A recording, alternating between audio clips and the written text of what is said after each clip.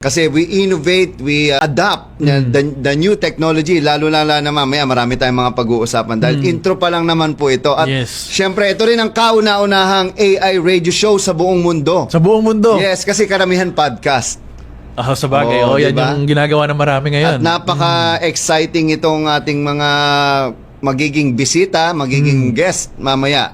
Alright? Galing. And dito sa AI Talks with the Voice Master, dadalhin namin ang AI literacy at edukasyon sa lahat ng sulok ng bansa. Yes. Para mas maging mas matalino, mas magaling, at mas makabuluhan tayong mga Pilipino. Exactly.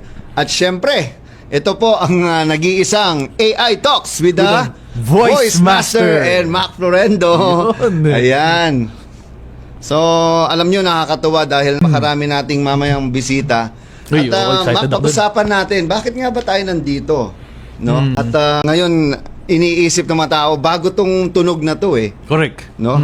Pamilyar pero hindi rin talaga natin alam, and especially kapag hindi natin alam yung isang bagay, marami ding natatakot o iniiwasan din nila. No, kasi lalo na yung sa mga nagtatrabaho. Oo. Baka daw mapalitan sila ng mga robot. No, mga robot ba yan? Oo, hindi. Tama Ito ba yun? na. Ito, mas magandang usapan.